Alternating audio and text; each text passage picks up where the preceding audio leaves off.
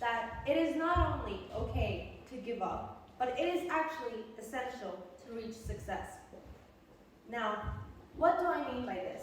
How come I could come here in front of all these people and promise them that by giving up, they will actually reach what is logically the opposite, right? I think that any of you would find it interesting if I come up here and tell you things like, give up, don't try at all. I promise that even if you don't try, you will still reach success. I'll give you the recipe.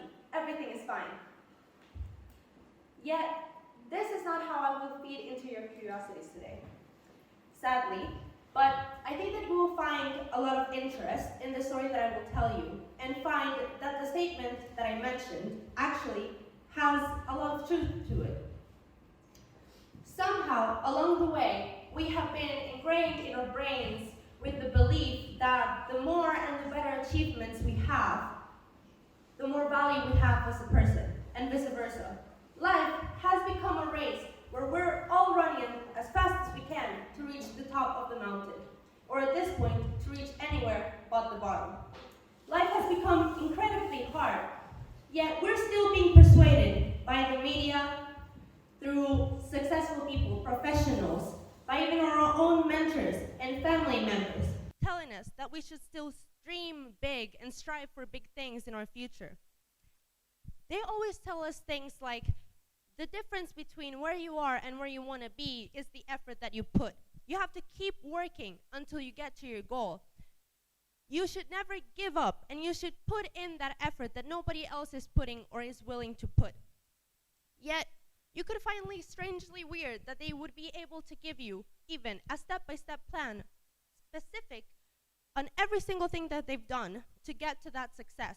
And you could follow it to a point, yet you will never get the same results that they did. Because life is different. Our reality is not the same. Let's take an example. For our grandparents in the generation, for a man to be able to buy a house at 20, even with holding a whole family, the only requirement really was for him to have anything above a minimum wage job. Today, in the present day, even for a couple that may have a great income, even if they are raising no children, for them to dream about buying a house before 30 is almost nearly impossible. This is the reality that we're facing. This is the life that we're supposed to withhold. And we have people putting efforts every single day, fighting to be able to have a chance for a good quality of life. Let's take an example. In Asia, in places even like Japan, it wouldn't be strange, really, to see somebody, a stranger, walking down the street and just blandly falling unconscious on the floor. Even on the train, in the workplace. This is so common in Japan that they had to come up with a word for it. This is karoshi, and it means death by overwork. Before, this topic could have been something to be discussed in classrooms, or maybe something to talk about over dinner, because it was such a weird yet sad reality that was happening on the other side of the world. Yet, this is a global issue today. According to the World Health Organization, only in 2016, a minimum of 765 people died because of overwork, through a stroke or through heart disease. Now let's account for all of the other people that actually died because of overwork, though through other type of health illnesses, or even worse, let's talk about the people that committed suicide because of overwork, because facing death was actually easier for them in their context than living another day in their life where they have to continue to put efforts that weren't humane anymore. This is the reality. It sounds like an exaggeration, but it is not. This is what we're living through. And the thing is that the success that will be promised to us at the end of the road, if we are to put that effort in, will be extremely tempting, because we're humans and we will always have that want and that right to dream to achieve more. And it is true, we should. But the thing is that that ambition that we would withhold to reach those goals and dreams will always be limitless. Yet that ambition will always have a price. The problem in our context is that that price is actually skyrocketing for us. This is a topic that might be difficult to understand, but let me explain it to you through an analogy in economics. Even if you don't hold the same interest as me, I think it might be easier to explain it this way. Economics in itself can be argued that is interrelated almost to every aspect of human life. It studies human behavior and how we manipulate every single one of our resources, specifically how we handle the problem of scarcity. Because every single resource in our world is limited. We don't have unlimited amounts of water, unlimited clean air, or land to build whatever we wish for. However, in contrast, humans will always have unlimited wants and needs. We will always want and need more, but we will never have enough resources to fill every single one of those wants and needs. How do we do this? This is where we come up with strategies and we come up with methods so that we can prioritize from all of those wants and needs the things that we should be able to cover so that we can ensure that we not only survive, but prosper as a society. Ambition, just like any other one of our wants and needs, is limitless. We will always want and be willing to give more and do more to reach our goals. However, we will not always be able to do every single thing that we wish to, would we? Because the truth is that our resources are also limited. They're just shaped differently. Our personal resources instead are our time, our energy, our money. The problem comes when we don't have enough resources to face the consequences of the actions that we're doing. For example, we have once again karoshi. These people were committing actions and living in a way that was so unsustainable that when it came to it, they didn't have enough time or energy to be able to face the consequences of those actions. What did they end up paying with when they didn't have enough time or energy? They ended up paying with their happiness. They ended up paying with their health. And inevitably, they ended up paying with their life. Because this is what happens. This is what happens when you end up gambling in the game of life.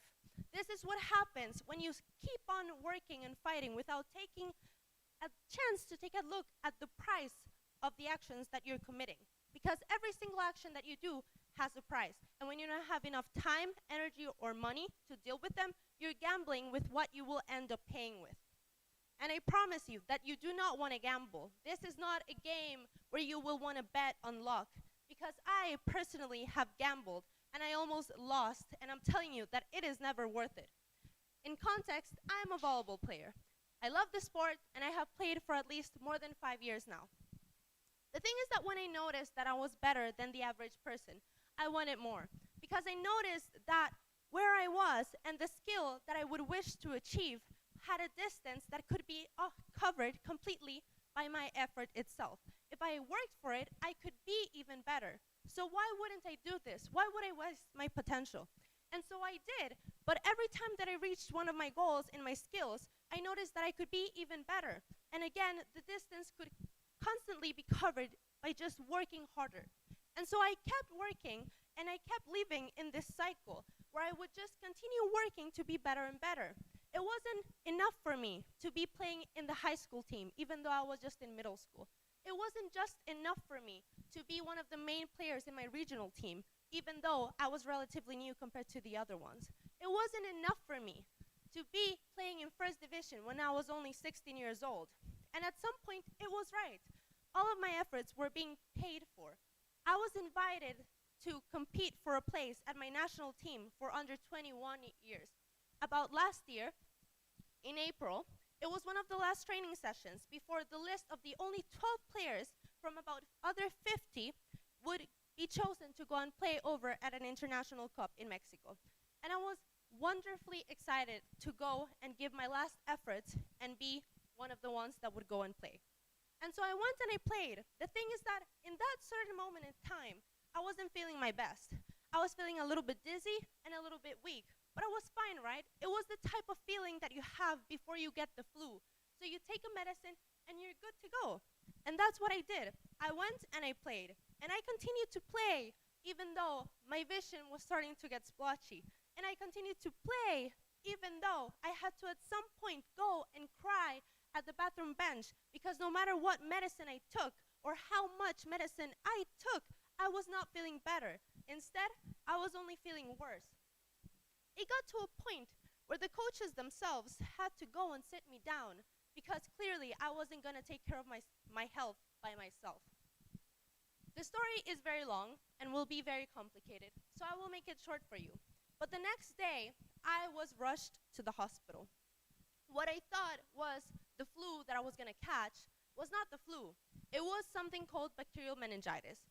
This in itself is not only extremely rare for somebody our age, my age in that time, and somebody of my state of health, which was extremely healthy and a very high performance athlete.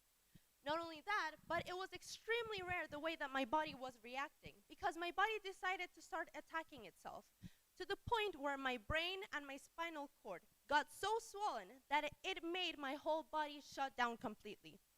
I was in a coma for more than 24 hours, but in those 24 hours, the doctor told my mom, listen, ma'am, to be honest, in the critical condition that she says, no idea, we have no idea truly how she will react. Because in all honesty, she could possibly not even wake up. If she does wake up, which is what we're hopeful for, she might wake up or in days, or as long as even months or year.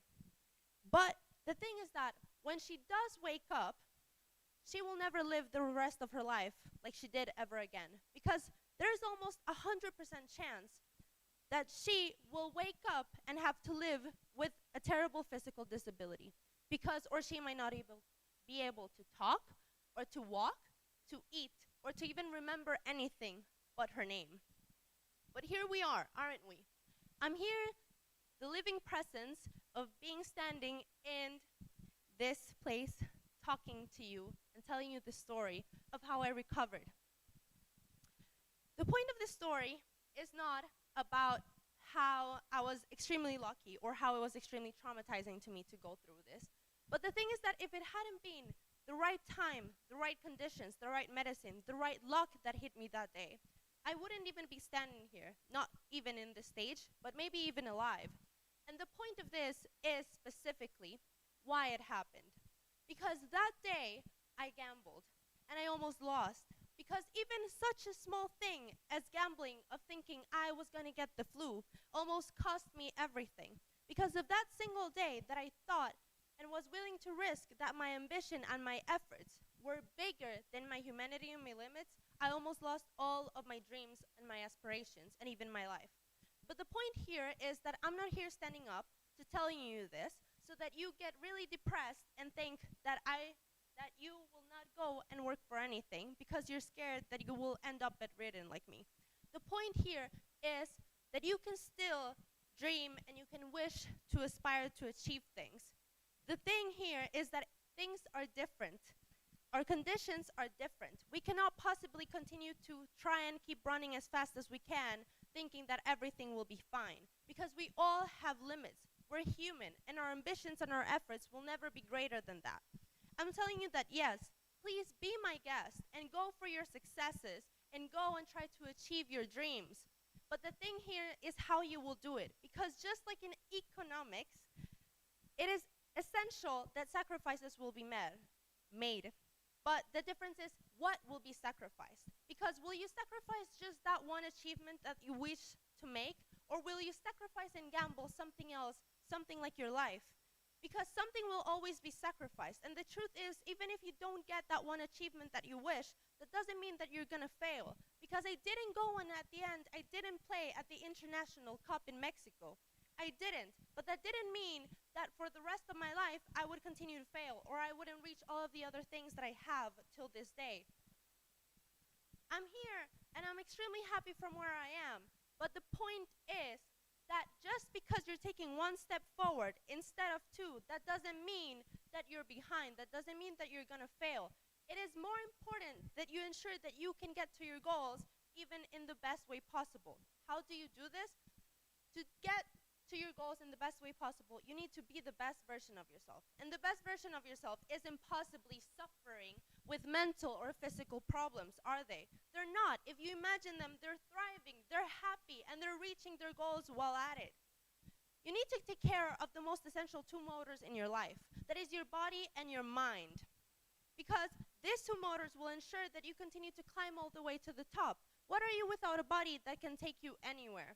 What are you without a mind that not only feels all of your thoughts and your emotions and your dreams, but make sure that they become a reality by taking them into action?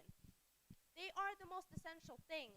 So please, the bill will always come. So what will you pay with? what will you give up to ensure that you can continue climbing up the ladder? Because I assure you, and I am the living promise of it, that it is much more worth it to walk all the way to the top and enjoying the view while you get there than running and stumbling to get to what you want, noticing that when you finally get there, what you get isn't even half worth enjoying your life.